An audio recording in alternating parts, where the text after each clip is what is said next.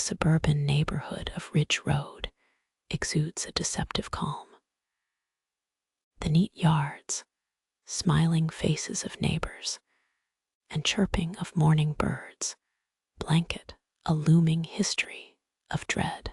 Our team of paranormal investigators steps into this picturesque facade, each with a sense of trepidation and unspoken anticipation.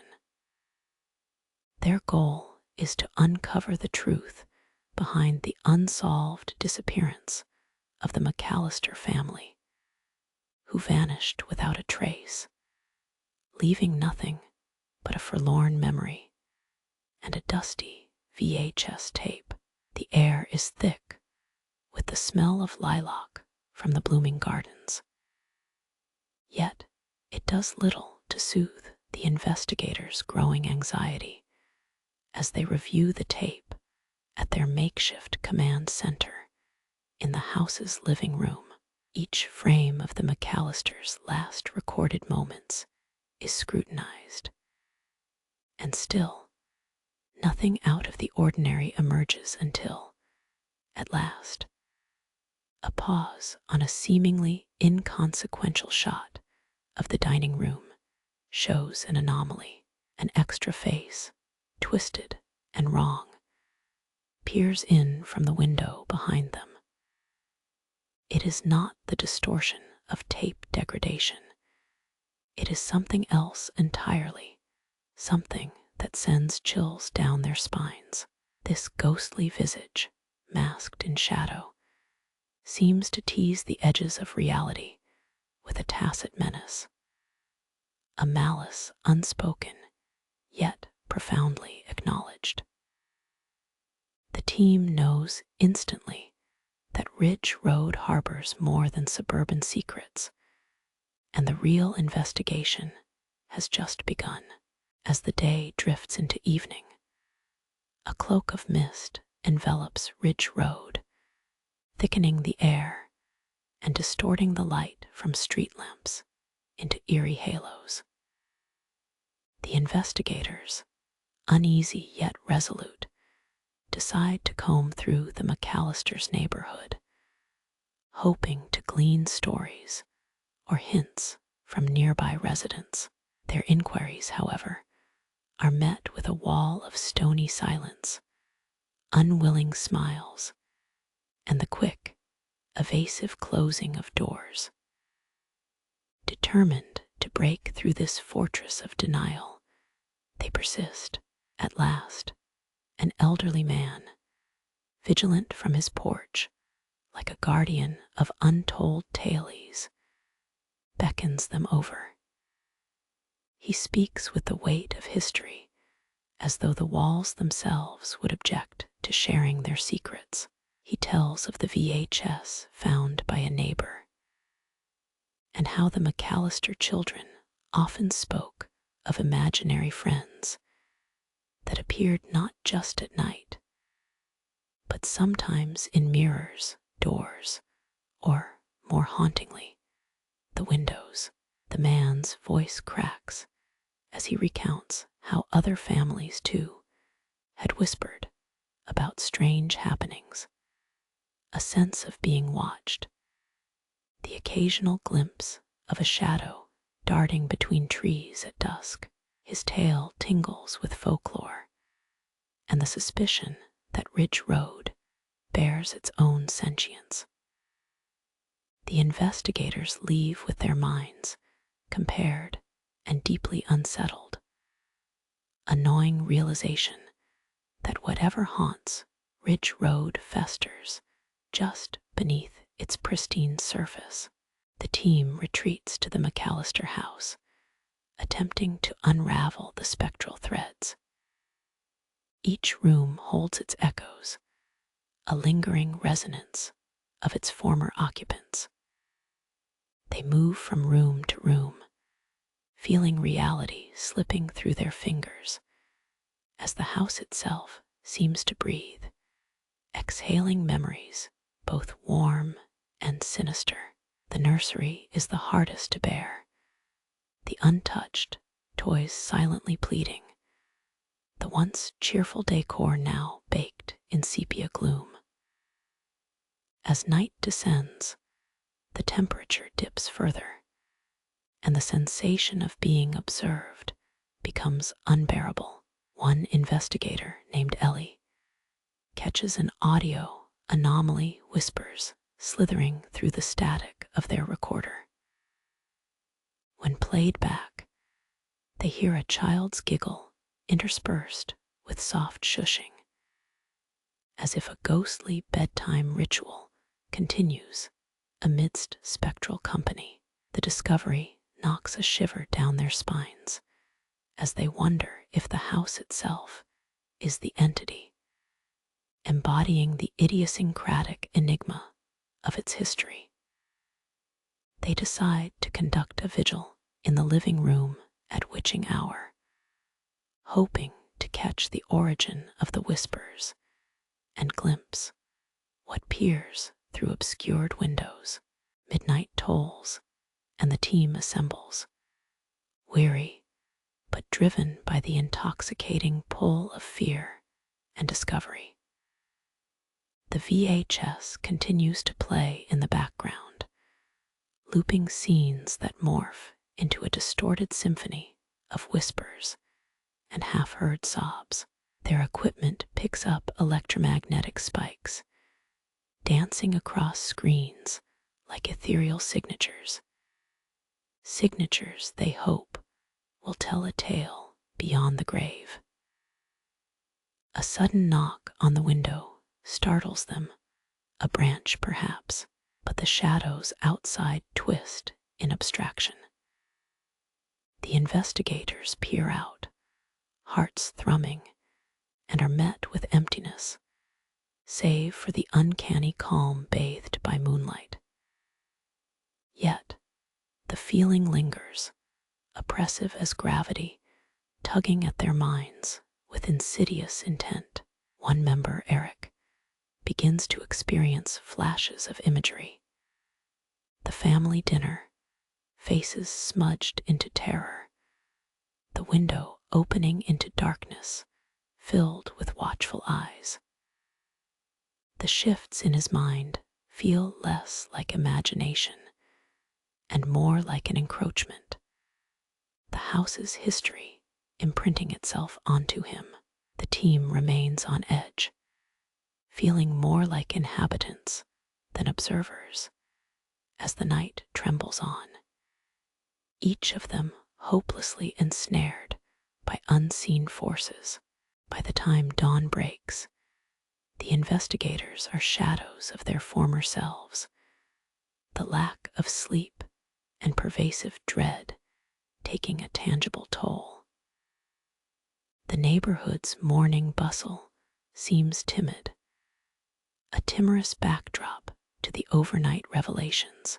They decide to separate briefly, taking different paths through Ridge Road to survey the environment in alternating light. Ellie takes to the narrow path leading to the park, where the trees stand like sentinels, branches swaying listlessly to unseen tunes. It's there she encounters the singular sensation of déjà vu. Before her stands a solitary swing set, rusted and forgotten. Yet it feels alive, moved by invisible hands. Each squeak tears through the air like a siren, beckoning her as though across a chasm of time. As Ellie draws near, the swing abruptly halts, the air around it dropping in temperature. An entity materializes before her mind's eye, a wraith-like child with eyes brimming with sadness, uttering in incomplete sentences about a game never finished. Forever trapped in a loop of melancholy, she backs away slowly, heart hammering. As Ridge Road's preternatural roots dig deeper into the soil of reality, returning to their base at the McAllister house, the team gathers with an acknowledged exhaustion, sharing their surreal anecdotes and spectral apparitions seen throughout the morning. Every corner of the house now seems laden with whispers, beckoning towards memories perturbed by time and space. Decisive on capturing the root of these disturbances, they undertake a hypnotic experiment within the eerie dwelling. Using deep relaxation techniques, each investigator endeavors to connect with whatever presence threads the bone-chilling air of Ridge Road. Eric becomes the receiver, sinking into a trance that strips away the layers of the ordinary. In this state, he perceives vivid nightmares where he stands within the McAllister frame, surrounded by faces and laughter, distorted into gnarled screams. The experience is visceral, a harrowing journey through looping sequences of hope and despair. An older woman, perhaps a version of an ancestor smudged by time, appears offering an ephemeral promise of solace before being whisked away into shadows. Disorientated, Eric surfaces from hypnosis, bereft of will, burdened with a dissonant melody of familial cries, trapped between ripping veils of reality. With the sun overhead, casting residual warmth on Ridge Road, the investigators delve into local archives to unearth historical patterns that may illuminate the inexplicable events at play. Dusty records map the unsettling topography of Ridge Road, a succession of disappearances stretching decades, each documented in terse paragraphs, devoid of revelation or conclusion. Among the records is a photograph, aged and modeled, of the original Ridge Road built over an ancient foundation. A stone marked as charred, with cryptic runes barely visible through centuries of wear. It speaks of settlers fearing not terrors of the flesh, but unseen mirrors and gaping windows to worlds not their own. Paranormal threads are woven into Ridge Road's very construction, erected over ley lines, which were perhaps intended to invite confusion between spatial thresholds. The inhabitants, it seems, were never meant to go about their mundane lives without the whisper of cosmic spectators, always watching, ever waiting for souls to misstep into their purview. As night envelops the suburb, its ease dismantled under thick shadows, the house groans in gentle protest to the lives extracting truth from its dimensional corridors. An experiment with an Ouija board appears essential, and so it begins. A communion with restless energies, hoping to bleed answers from the ether of esoteric timelines. The air contracts with every syllable uttered, the board shuffling under unseen pressure. Cursed whispers slip through the investigators' fingers and into the dark corners of their minds, untethering fear stitched beneath veneer courage.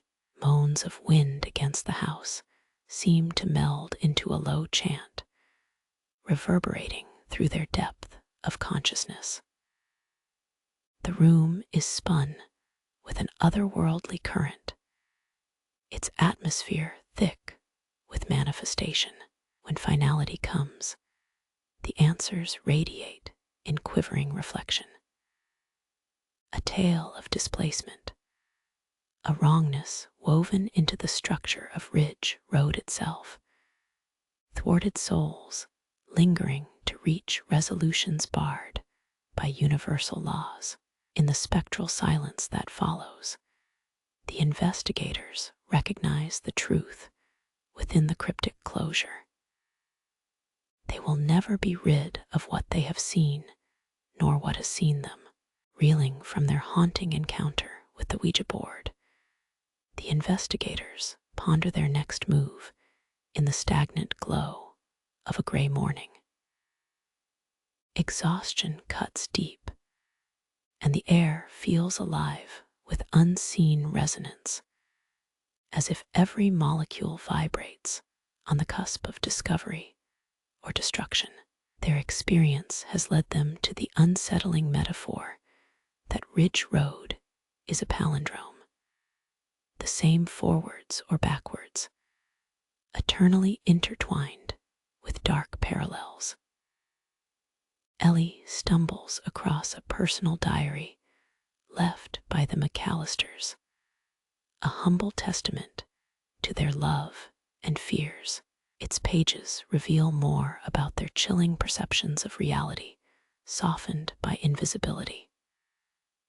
One particular entry stands vivid, narrating an uncanny event where they witnessed windows reverberate with faces that were there and not quite there, a phantasm reading more akin to a family gathering framed in surrealist torpor. The diary's discovery sheds poignant light on the desolate enigma plaguing Ridge Road, a place caught within time loops provoked by unrecorded history and unseen dimensions.